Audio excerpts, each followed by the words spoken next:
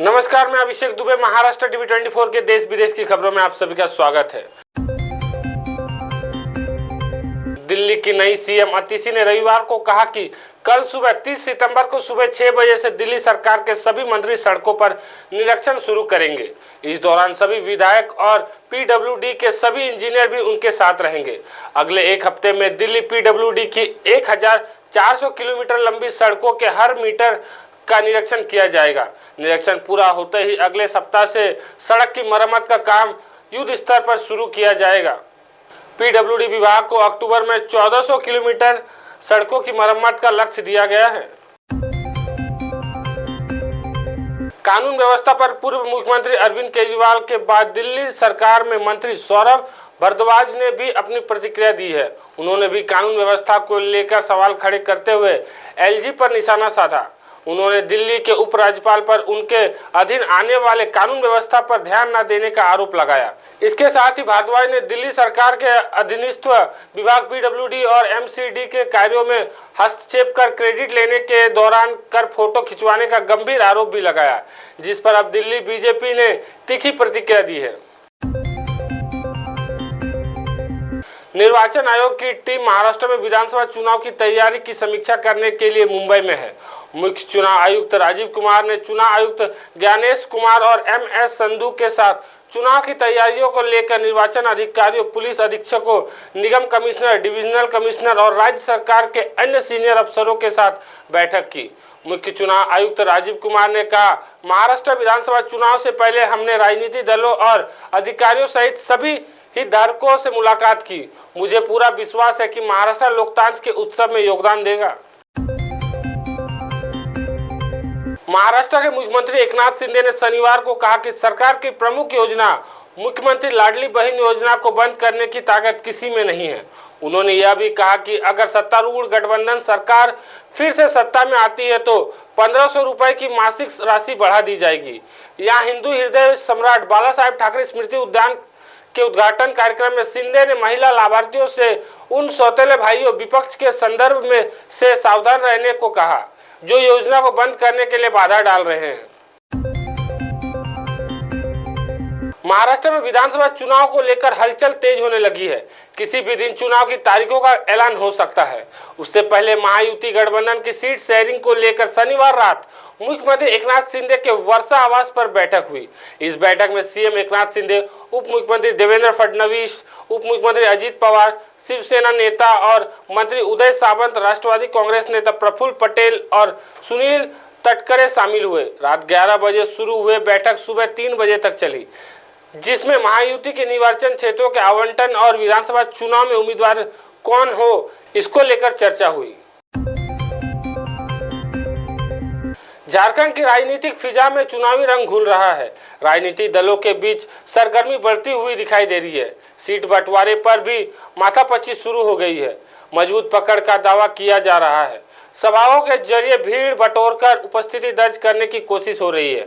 इसी क्रम में लोक जनशक्ति पार्टी रामविलास के राष्ट्रीय अध्यक्ष चिराग पासवान आज रविवार धनबाद पहुंचे।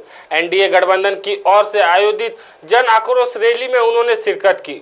झारखंड दौरे पर आए चिराग पासवान पूरे लय में दिखे।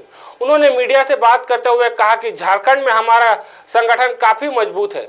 झारखंड के सभी जिलों में पार्टी की पकड़ है। लोक शक्ति जनित पार्टी रामविलास एनडीए गठबंधन के साथ है। झारखंड विधानसभा चुनाव को लेकर भारतीय जनता पार्टी और all Jharkhand student union AJSU के बीच सीट शेयरिंग का फॉर्मूला लगभग तय हो गया है। सूत्रों की माने तो केंद्रीय गृह मंत्री अमित शाह के आवास पर देर रात तक चली बैठक में यह तय हो गया है कि आजसू कितनी सीट पर चुनाव लड़ेगी। माना जा रहा है कि आजसू को 11 विधानसभा सीटों पर उम्मीदवार खड़े करने का मौका मिलेगा। हालांकि यह कौन सी सीट हो सकती है, यह जानकारी अभी सामने नहीं आई है। अगले 1-2 दिन में आधिकारिक रूप से सीट बंटवारे की घोषणा कर दी जाएगी। उत्तर प्रदेश के मुरादाबाद में भाजपा नेता संगीत सोम ने कहा कि 1-2 को छोड़कर भगवान राम सहित सभी भगवानों ने क्षत्रिय मां की कोख से जन्म लिया है। उन्होंने मंच से अधिकारियों को जनता के जूते से पिटवाने की भी बात कही।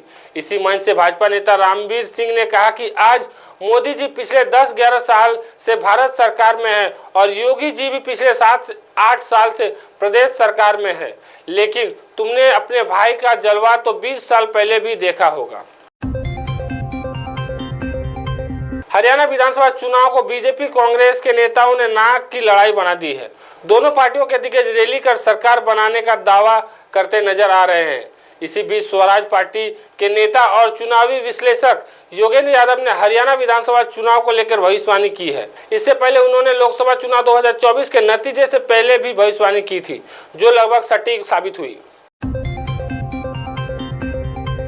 मध्य प्रदेश में महाकालेश्वर मंदिर के प्रसाद को झूठा करने के कांग्रेस के आरोपों के बाद सियासी विवाद खड़े हो गए हैं। बीजेपी के नेता इस पर सफाई देते नजर आ रहे हैं। मध्य प्रदेश बीजेपी के अध्यक्ष बी.डी. शर्मा ने कांग्रेस पर झूठ बोलने का आरोप मंडा है। उन्होंने कहा कि कांग्रेस सिर्फ झूठ की राजनीति करना चाहती है। भोपाल में मीडिया से बातचीत में मध्य प्रदेश बीजेपी अध्यक्ष बी.डी. शर्मा ने कहा, महाकाल के प्रसाद को कोई झूठा कर दे यह किसी में भी हिम्मत नहीं है। कांग्रेस के लोगों को केवल झूठ बोलना है। जनता कांग्रेस से पूछ रही है कि उनके विधायक क्या कर रहे हैं। एक बेटी कांग्रेस की बहन आज तक न्याय मांग रही है। कांग्रेस का काम सिर्फ झूठ और नकारात्मक की राजनीति करना है। फिलहाल देश विदेश की खबरों में इतना ही। वक्त हो चला एक छोटे से ब्रेक का। ब्रेक के बाद फिर मिलेंगे, तब तक देखते रहिए महाराष्ट्र टीवी 24। नमस्कार।